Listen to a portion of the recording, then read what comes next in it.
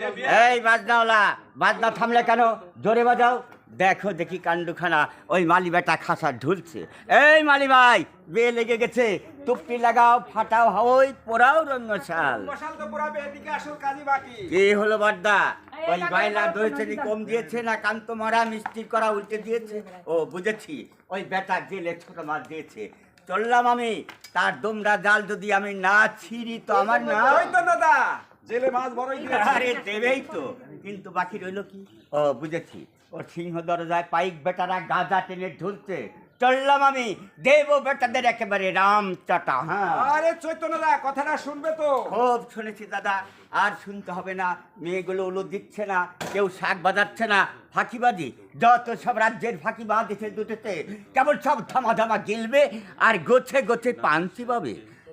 চলল চৈতন্য দাস, শুভ দিনে ফাঁকিবাজি। চৈতন্যদা সে সব ঠিক চলছে, তবে অচাল আছে কি? তোমার খাওয়া খেয়েছো কিছু?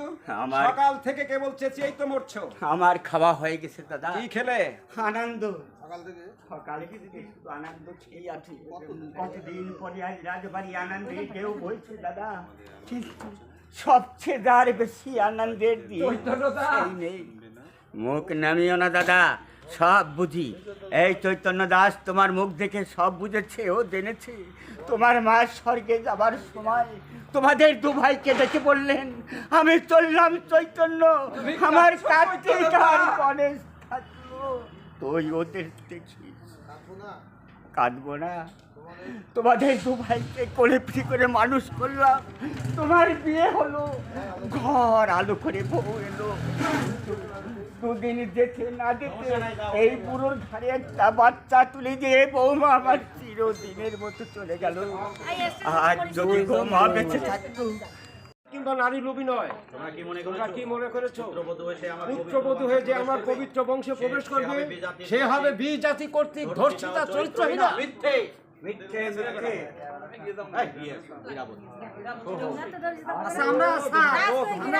আজকে বিয়ের দিন, ওদিকে ইরাবতী আবার মা লক্ষ্মীর মতো সেজে কুদে বসে আছে। হতে দিব না। ইরাবতী যেন মা লক্ষ্মীর মতো আমার ভাঙা মন্দিরে কলতান তুলে। আরে চলবেই তো, জহরি জহর চিনতে ভুল করে না দা রাজা। এই চৈতন্য দাস সব পারে, পারে না কেবল মরা মানুষকে বাঁচাতে।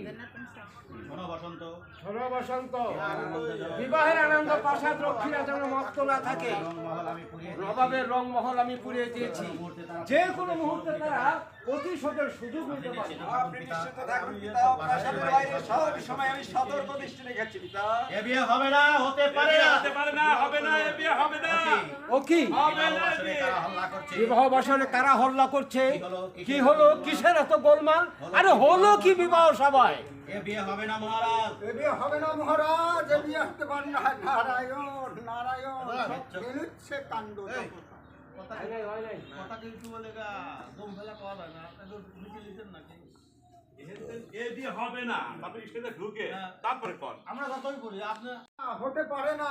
নারায়ণ নারায়ণ, যত সব মেরুচ্ছে কাণ্ড। কি হলো ব্রাহ্মণ? বিবাহ হবে না কেন? দক্ষিণে পছন্দ হয় নাই বোধহয়। চুপ থাক মূর্খ। কেন পানা গুন্ডা কম হবে না ঠাকুর? 2 গাড়ি কাপড়, 3 গাড়ি গামছা, 2.5 গাড়ি আকাশ, তাছাড়া 5 টাকা কম 8 20 টাকা নগদ।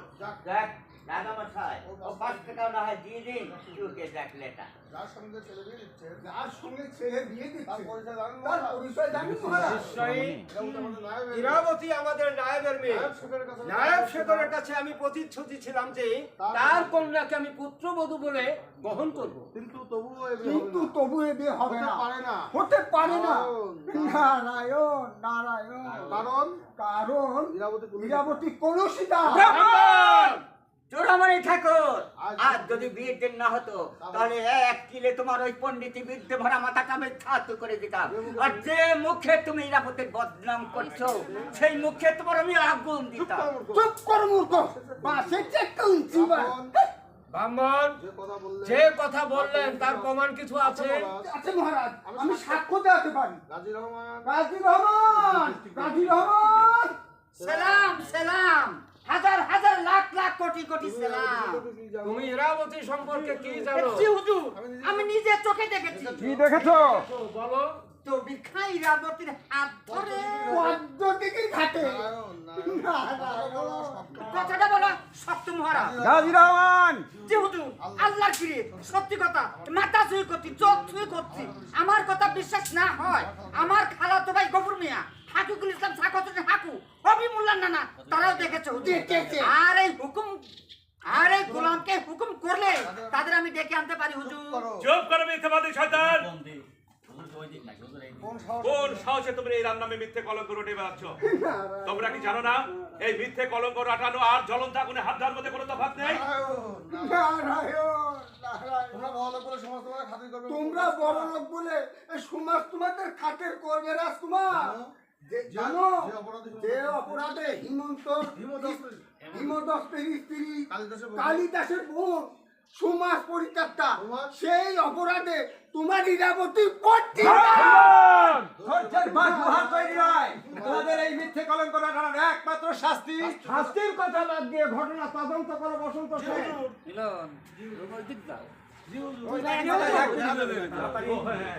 ও হ্যাঁ আপনার ছোট ছেলে জি হুজুর, আপনার ছোট ছেলে নিজে দেখেছেন মহারাজ। দেখেছি দাদা, ঘটনা অতি সামান্য। দবির খাঁ এরার হাত ধরে টানাটানি করতে, দবির খাঁ এরার হাত ধরে চাবুক মারতে উদ্যত হলে আমি আর কাশেম আলী সেখানে উপস্থিত হই। শুনুন মহারাজ, খণ্ড বাবন মিথ্যা গাজী রহমান হিন্দু বিদ্বেষী তবু তোমার কনিষ্ঠর মতো ধর্মদ্রোহী কিংবা নারী লোভী নয়। কি মনে করেছো তোমরা পুত্রবধূ হয়ে যে আমার পবিত্র বংশে প্রবেশ করবে সে হবে বি জাতি কর্তৃক ধর্ষিতা চরিত্রহীনা? না মিথ্যা, সম্পূর্ণ মিথ্যা। ইরাবতী ধর্ষিতা নয়, চরিত্রহীনাও নয়। দবির খাঁ তোমাকে স্পর্শ করেনি ইরাবতী? করেছে, কিন্তু মহারাজ আমার ইচ্ছার বিরুদ্ধে দবির খাঁ আমার হাত ধরেছে বলে আমি ধর্ষিত। সে অপরাধে আমি চরিত্রহীন। নারায়ণ নারায়ণ, যখন হাত ধরেছে তখন আমার ধর্ম কি গেছে পণ্ডিত? বলো বলো শাস্ত্রজ্ঞানিক সমাজপতি, তুমি ধর্ম কি মানুষের দেহে থাকে? সতীত্বকে তার থাকে পরিচ্ছদে। পিতা এই বালিকা ফুলের মতো পবিত্র। যুবরাজ বসন্ত সেনকে বুদ্ধিমান বলে জানতাম। যে হাত ধরেছে সে লম্পট, যে হাত ধরেছে সে লম্পট। এই কে রে, কার কথা কেউ পারে? হিমন্ত, যে হাত ধরেছে লম্পট। আপনার মন চলে গেছে। কার নাম্বার যে থাকলো হাত না? ধরেছে সে লম্পট, কিন্তু যার হাত ধরেছে সে নয় পিতা।